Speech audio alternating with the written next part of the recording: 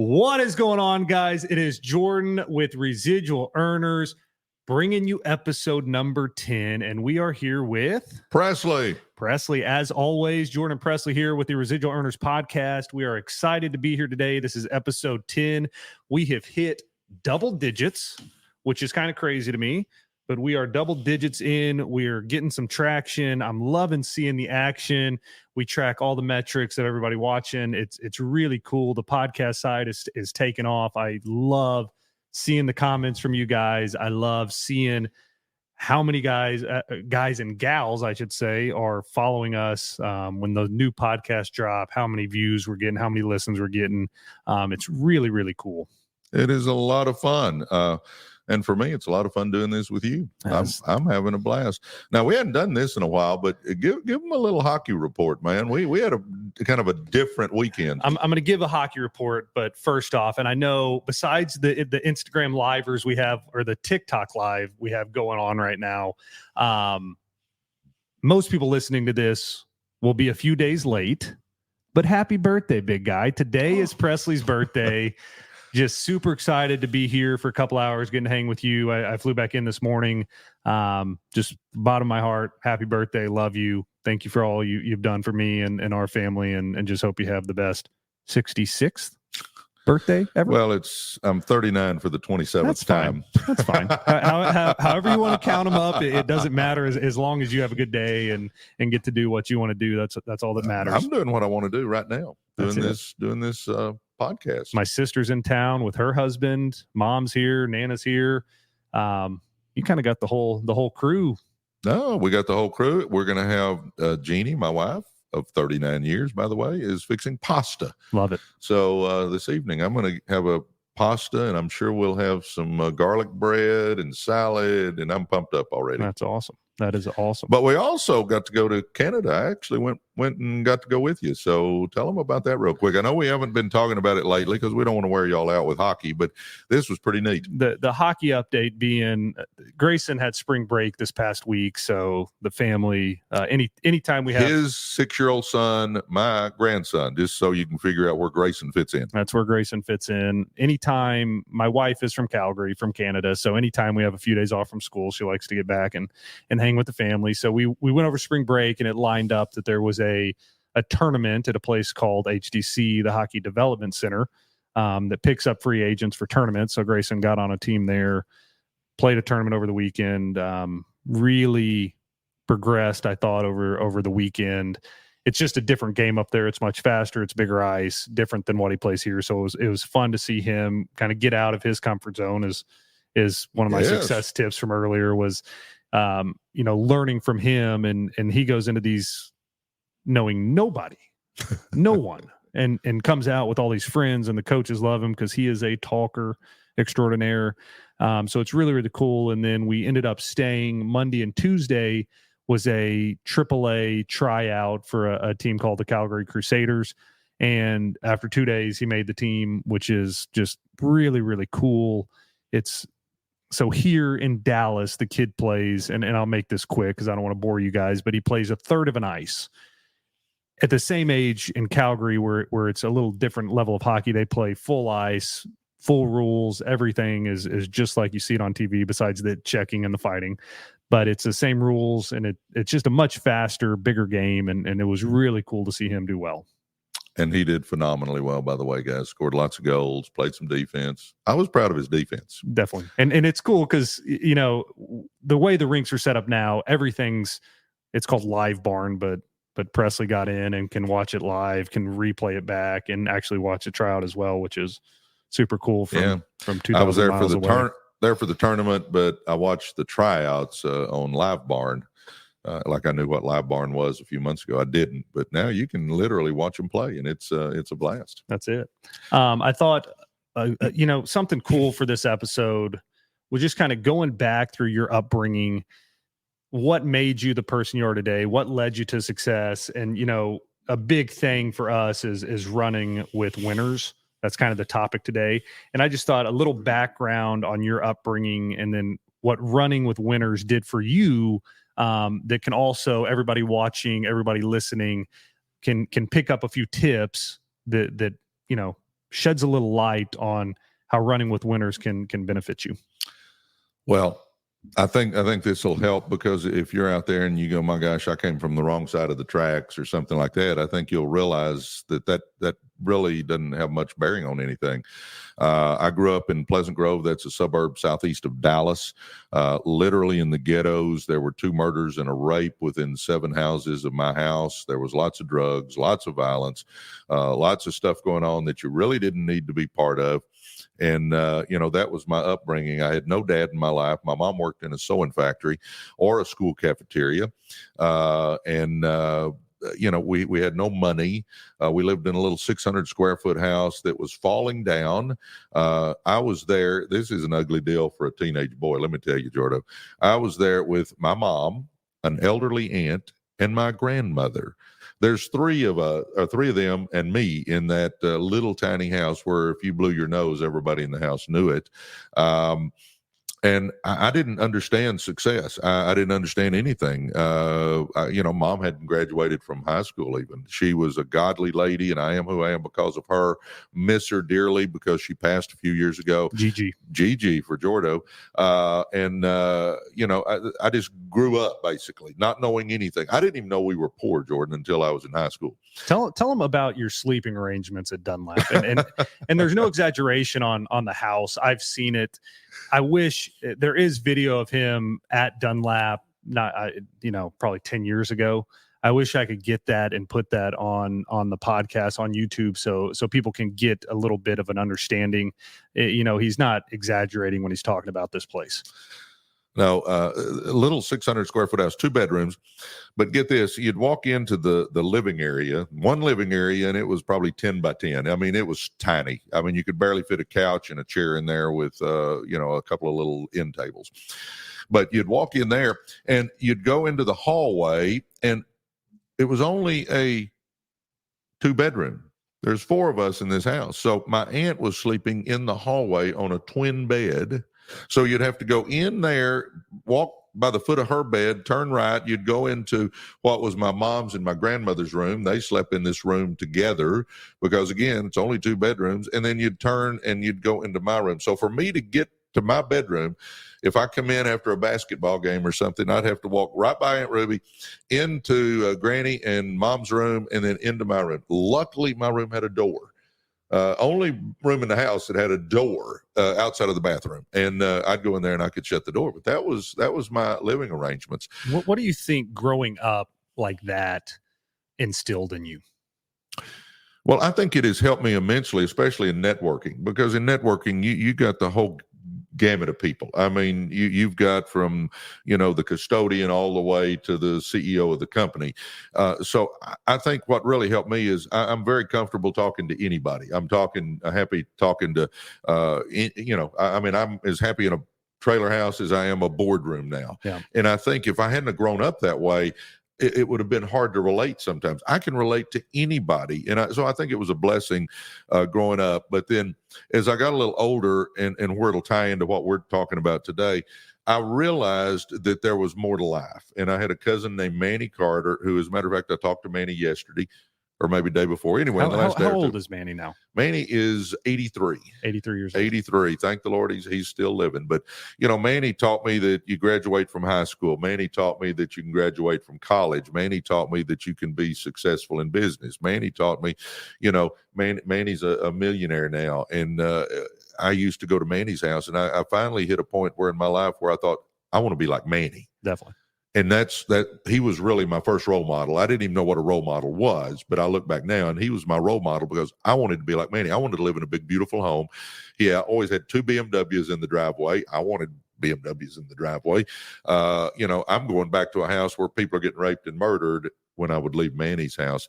And so there was my first taste of running with a winner right there. The one thing I remember about Manny, obviously, I remember a lot of stuff recently, but he always had the collectible BMWs, and yeah. you know better than I know what exactly those BMWs were. If you want to share a little bit, but I remember going. Now it's Sewell. It used to be Park Place BMW, and they would always have Manny's cars in the showroom because they were 70 years old. they're old collectibles. And they'd always have Manny's cars on display in the showroom of these big fancy dealerships. Yeah. I don't remember the exact models, but they were back in the 20s, 30s, 1920, 1930. And, they were phenomenal. He had them totally restored. I mean, frame off, every nut and bolt was redone. And like you said, the dealerships wanted them in there because people wanted to see them. Now, they were roped off, by the way. You couldn't get to them, but these are high dollar old cars. I feel kind of honored because I actually got to ride in them. So when Manny would have them at his house, we'd go running around a little bit. And tell me this, and this could be totally off. We showed TikTok Live a little bit earlier of a few of your cars in the collection. Do you think anything from seeing Manny having old cars stemmed to you wanting to start your car collection? Yeah, I'm sure it did. Because I was always in awe of Manny's, he had a couple of old cars. Now, Manny's cars were worth hundreds of thousands of dollars. Yeah. But mine obviously aren't worth that much individually. But I saw Manny doing it, and then when I was a kid, I couldn't have anything. I just drove an old beater. So these were the cars that I would have loved to have had when I was a kid. So now I can have them. So it's kind of fun getting in, and we'll go to restaurants or I'll run to the gym in them and stuff like that. You can't tell me you wanted an MG. Well, maybe not the MG, but the others. All the others, I could see. The MG is just a cool. Well, car. The reason is, guys, the MG, they took the motor out and they put a 350 Chevy motor in this thing, and it's like a go-kart with a 350 Chevy. It's scary if you put in it. You can go faster than they want to. But one thing I wanted to loop back to, because just one of the best human beings that ever walked this earth, Gigi, your mother, what traits did she instill in you growing up that led to success? Because I see the things I remember looking back, and I didn't see her when she was working, obviously, because she was a little bit older as a mother. But she worked harder than anybody, two jobs that nobody really wants, and, doing everything it took to make sure you were taken care of. You had everything you needed, a roof over your head. What traits did she instill in you from just you growing up, seeing how hard she worked, her being a godly woman, and just one of the best people? Well, number one, nobody outworked Gigi. She would work her fingers to the bones. So she taught me hard work.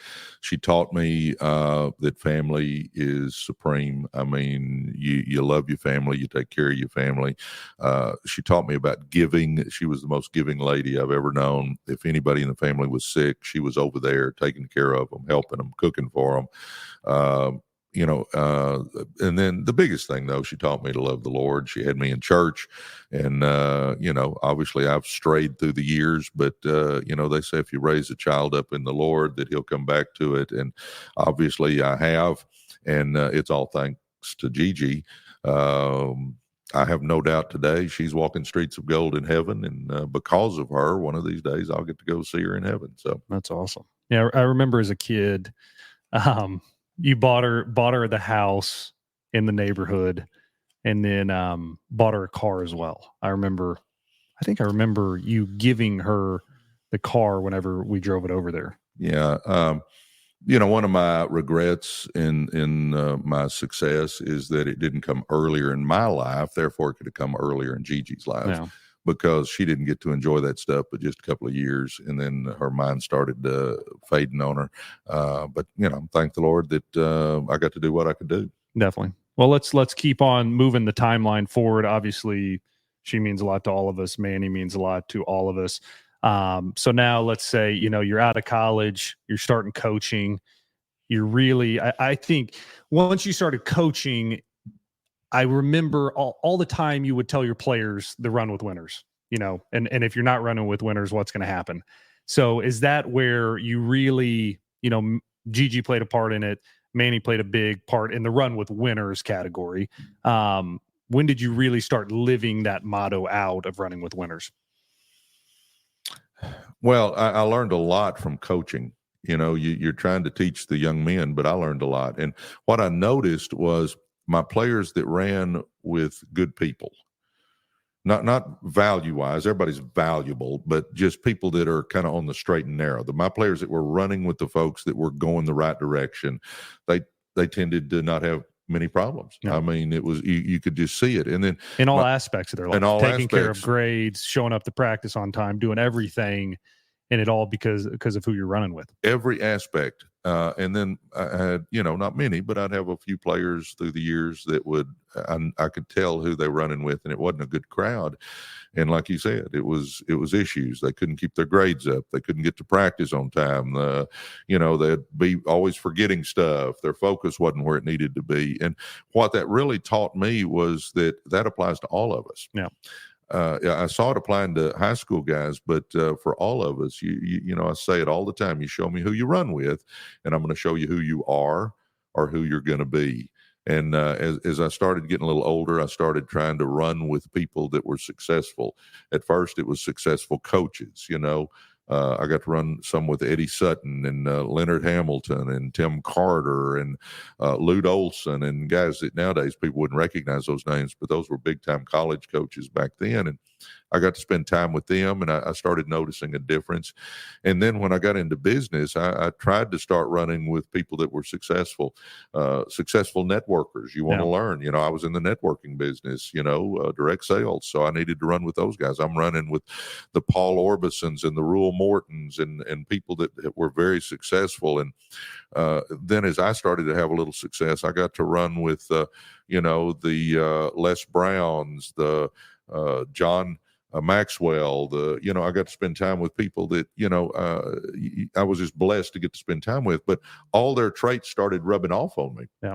And you start listening and watching and seeing how they're doing things. And, I always told people that no matter if you're running with losers, that's going to rub off on you. But if you're running with winners, that's going to rub off on you as well. I want to get into our notes. We've obviously come up with this. By the way, for you guys, if you're wondering, we don't just get in here and wing it. We actually put a little prep into this because we want to add value to your life. That's really what we're doing this for.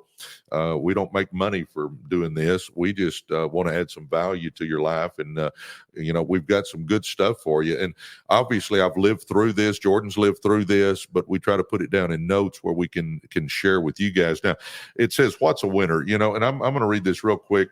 This is, by the way, out of my book, Be, Do, and Have More. It says, winners believe they create their lives. Losers believe life happens to them. Winners think big. Losers think small.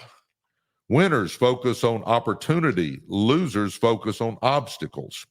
Winners admire rich and successful individuals. Losers resent rich and successful individuals. Winners focus on potential. Losers focus on problems. Winners associate with positive, successful people. Losers associate with negative people. Winners manage their money well. Losers mismanage their money. Winners are bigger than their problems. Losers are smaller than their problems. Winners choose to get paid based on results. Losers choose to get paid based on time. Winners act despite fear. Losers let fear stop them. Winners have their money work hard for them. Losers work hard for their money. And the last one, winners constantly learn and grow. Losers think they know it all. And if you really think through that, guys, that's pretty accurate right there. 100%. A question I got for you. If somebody is out there, when I think of winners and losers, I think of negative, like pessimistic people versus optimistic people. It all starts with a mindset, and success starts with a mindset. If somebody's struggling with taking that first step, they feel like they're in a rut right now, what's a good first step to getting out of that rut, getting an optimistic, positive mindset, meeting winners, run with winners, and changing a life? What do you think the quickest first step? Because nothing's quick in this, and nothing's given. You got to commit. But what's the one big thing somebody can do in the next week that could change their life? Well, I'm going to go through a list here in just a minute of all the ways you can get with winners. But the first step, I think, is you can learn about winners by reading. And we don't have to know them personally, but if we just start reading good books, we're gathering and gleaning the information that they already know. And see, learning from somebody else is the best way to do it. Instead of us getting out there and screwing up, we can learn their mistakes, we can read about their mistakes, and we can learn what we need to do to overcome those mistakes and not make them ourselves. So exactly. I'm going to say read good books. The other one is, and my favorite is, get the YouTube and start watching the Les Browns, the Jim Rohns, the Stephen Coveys, the Tony Robbins. You can just go down the list of personal growth giants. Start watching that stuff, and it's almost like we're becoming friends with them. I mean, they don't know us, obviously, and it's not quite as good as getting to know them personally, but at least it's a first few steps of getting with some people that are positive, that are going somewhere in their life. That's awesome. No, that's great stuff. I read this the other day, and you see on the notes there, it says Henry Ford, Thomas Edison, Harvey Firestone, and John Burroughs. Well, you probably recognize the first three easily. Henry Ford came up with Ford Motor Company. Thomas Edison, how about the light bulb? I think we know that one. And Harvey Firestone, we probably recognize Firestone tires. John Burroughs was an author of that time. I mean, a highly acclaimed author. Get this, guys. They were buddies. Henry Ford and Thomas Edison were best friends. As a matter of fact, Henry Ford bought the house next door to Thomas Edison so they could be closer. They vacationed together. They did all that. But all four of those guys, Ford, Edison, Firestone, and Burroughs, hung together. Well, I don't think it was just totally coincidence that they're all also phenomenally successful. Running with winners. They're running with winners. And, Henry Ford said he used to bounce ideas off Thomas Edison. Well, my gosh, Thomas Edison's pretty special, and if I can bounce ideas off Thomas Edison. So the point being, I mean, we can't run with those guys. They're all dead now. But in our life, we do know some successful people. Maybe not quite as successful as that four, but if we're running with the successful ones and bouncing ideas off them and listening to what they're doing and start realizing that, my gosh, if they can do it, I can do it. That's what changes our life. Definitely. I read the other day, can't remember the publication I was reading, but I read the other day that it said that 95% of the success or failure in our lives is due to the crowd we run with. Yeah. Buddy, if that's even close, 95% is who we run with. I'm telling you right now, guys, we need to start running with winners. And I'll throw this out there. We can't, or I couldn't at least, have a meeting with family and friends and say, hey, all you losers, I can't run around with y'all anymore. Y'all are done. Y'all are done. You're on the out. You're toast. No, I couldn't do that. But what I did is when somebody, and guys, let's get real. We all know the winners in our life, and we all know some losers in our life. I mean, that we just know it. Come on. The winners, if they called, I would drop everything. Like if Manny called, hey, unless I just couldn't, I'd drop what I was doing, ran to spend time with Manny. Yep. A loser calls, I'm a little busier than I used to be. That's how you kind of solve the problem. Now, you're still going to see people at family reunions. You're still going to see people here, there, and yonder. And that's great. And I still love the guys I grew up with. If they called, I'd go see if I could help them if they needed help. But I can't spend time with them because they're going down different roads than I'm going down. Definitely. And you still, you want them, you want it to click with them still, and you want to still give them tidbits and try to build them up and let it click where they want to achieve success. But you just can't spend all your time because, it's easier to, what's the saying? It's easier to run with 1,000 than pull one. That's it. Then drag one with you. It's just an energy drain if somebody doesn't want to, achieve success with you. I'm gonna give you one that is real practical in my life right now. A guy named Mark Hawk. He works in the financial industry, and I met him at the gym down the street here. He's worked out there a while, and I've worked out there a while. We started working out together. My workouts have improved drastically. Come to find out, Mark Hawk is his name, dear friend of mine. As a matter of fact, when we finish this podcast, I'm going to be working out with him. What time is Mark showing up? He's probably here right now. He comes in the house, changes clothes, does he know what you're doing right now? You may want to shoot him a text and say, hey, I'm sure mom has told him something. But anyway, you got me totally off track now. But Mark comes over now. I've got bunches of weights. When Jordan was working for the Cardinals, playing for the Cardinals, we got a bunch of weights. So Mark and I get in there. But my whole point with this is he used to be an athletic trainer at Oklahoma. before he got into financial business. He is teaching me so much about the little exercises and what you do and how many sets and how many reps. And no, we don't need to do that again. Let's do this. It'll work another muscle. And I'm working with a guy that knows what he's doing, and it's lifting me up. Now, this is in workouts, but it applies in every area of our life. 100%. And I'm telling you, the other thing, and I'm going to tell you, get an accountability partner, guys. That's not even on my notes, but I'm going to tell you right now, when I'm working out with Mark, and I'm a hard worker. If I'm working out by myself, I work pretty hard. But I'm telling you, I work 30% harder when we're working out together. Accountability is everything. It is. It's having him there and he's watching, and my pride kicks in and my ego kicks in, and I don't want him to do 2 more reps than I do. And I mean, it just pushes you, and that applies in anything in life. No, but I'm trying to teach that it kind of makes me laugh because I'm trying to teach Grayson accountability. And Grayson wanted to do something this afternoon. And he said, well, just release the podcast next week, Dad. You don't have to do it on Friday. And I said, son, well, even Dad, if Dad says he's going to do something, he's got to do it. And I got to hold myself accountable, just like you got to hold yourself accountable for things. If I say I'm going to do it, I'm going to do it.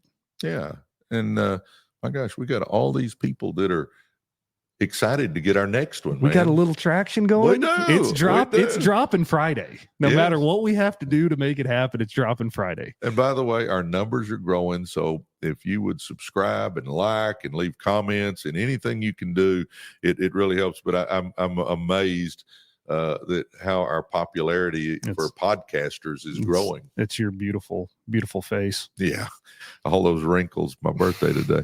All right, here we go. I'm gonna hit a couple of highlights, and then I want to tell you where you can find some winners, and then we'll start wrapping this thing up. But there's an old proverb, guys, that says, keep company with good men and you will increase their number. Now, obviously, that applies to ladies, too. It's an old proverb. It's not just men. But keep company with good men, and you will increase their number. Guys, it has been known for centuries who you run with is a big key to your success or lack thereof. Yeah. And that's something that's kind of crazy. And Andrew Carnegie, back in the day, now Carnegie is from 100 years ago, but back in the day, if you took his wealth and brought it into today's world and did all the multipliers and all, he would be worth about $350 billion. Second richest guy in the whole world if you took it like that. But he says, this is his epitaph now. This is what he put on his tombstone there in New York. He said, talking about himself, a man who knew how to enlist in his services better men than himself. That's powerful. I mean, guys, we've got to start running with people that have what we want, or at least they're on the road to that success. They might not quite be there yet, but we all know people that are on the road to success. Come on, guys. You can see motivation. Yeah. You can see a hard worker. You can see motivation. You can see somebody wanting to become more. There's no doubt.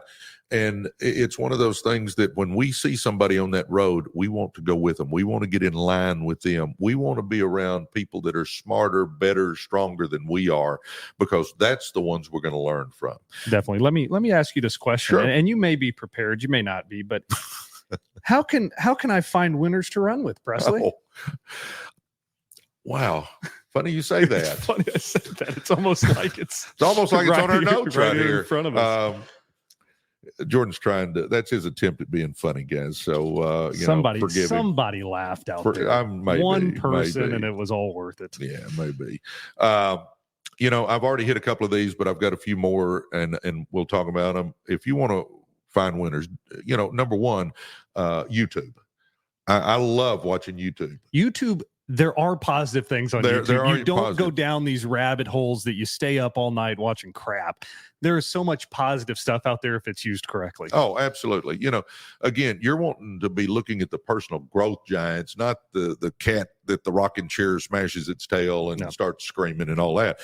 You're going to look up the Zig Ziglars, the Stephen Coveys, the Jim Rohns, the Tony Robbins, the Les Browns, the Art Williams. You can find a list of personal growth giants. Just Google that, and then you can start going through it, and then pick the ones that you really relate to. But if you'll start watching some of that stuff, I'm telling you, a video that you all need to watch is Art Williams, the guy that started A.L. Williams, that is now Prime America. But Art Williams did a YouTube called Just Do It. I'm telling you, watch Just Do It. It's about 20 powerful minutes. Stuff. And anytime I'm down a little bit, I watch that, and man, I'm ready to run through a wall. But anyway, it'll make you start your day a little faster than you usually do. Yes. Guys, a lot of times we got to hurry. I do my prayer, my Bible study. I try to read a little bit out of a good book, and some days I'll watch a short YouTube on some of those people I was just talking about. But YouTube's great.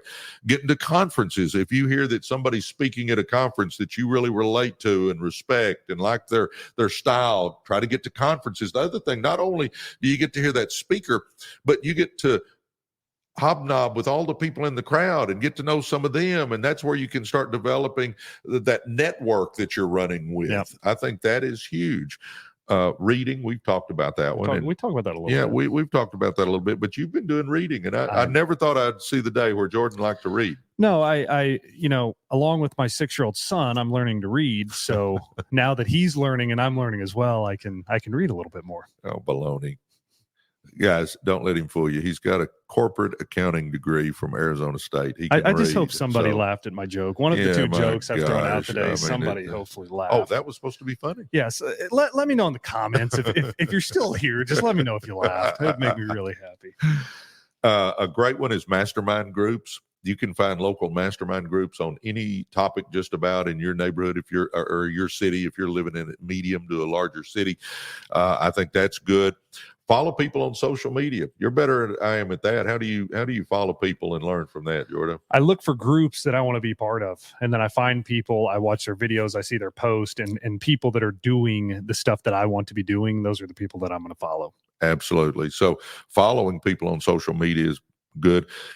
If you get to know somebody maybe at a conference or something, set up a meeting, try to have lunch with them, or, tell them, hey, I'll treat you to lunch, or whatever. And you just want to start hanging out with those people. And then what you're going to find out, my last one on here, is that you'll start developing some friendships. And understand this, guys, when I say get to know them and have lunch with them, I'm not talking about using them. We really want to try to become friends. Yeah, if you can, pay for lunch. Yeah, if you got the money, pay for it. But, we're really trying to be friends with these people. But you're going to find out that if you start down this path, I believe everything comes from the good Lord, but I do believe in the law of attraction. I think he gave us that, and the Bible even teaches that whatever we're focusing on, that's going to come into our lives. Yeah. And if we start wanting to get around people that are successful, if we really focus on that, it's going to start happening. Yeah. And all of a sudden, your sphere of friends will change, because, guys, I'm telling you, from even 20, 30 years ago, the people I run with now has changed so much from what it was even then. And I'm always looking for people that I want to get to know, that I want to become friends with, that I want to spend time with. Because, guys, I'm going to say this again, and this is the truest thing, and that is, you show me who you run with, and I'm going to show you who you are or who you're going to be. That is a fact. Yep. And I've heard that a bunch of times through my life, and I feel like I've done a pretty good job with it. It's easier as an adult to pick winners to run with. Whenever you're middle school, high school, it doesn't always happen, but I feel like I did pretty good. No, you've done good. No, we didn't. You never got arrested or anything. So that's come good. Close, but but guys, thank you all for tuning in. Like always, like this video, subscribe to Residual Earners, comment down below. If you're still here, comment happy birthday to Presley. It's Presley's 66th birthday. I feel bad. Maybe I shouldn't have said that early on, the actual years. But I hope this gave a little insight. We talked more about, the humble upbringings of Presley, where he came from. I know, at the meetings we've been to, which were awesome, getting to go to the last big convention you talked at and talk to people that were watching the video. People want to know more about you that you don't get in 5 minutes walking by somebody that stops you to talk. So I'm hoping that people are getting just a little bit more of that knowledge, a little bit more understanding of who Presley is, and a lot of the things that have worked for you, worked for me, that can really help people. I hope that people are really getting as much as we want them to get out of this. Oh, and Jordan undersells himself. It took a lot of perseverance and all the stuff we talk about to become the professional athlete that he was. So I couldn't be prouder of you. You've grown up Thank to you. be a fine young man, and I'm blessed. Well, thank y'all, everybody. This is episode 10 wrapping up. It's pretty awesome. So see y'all next week.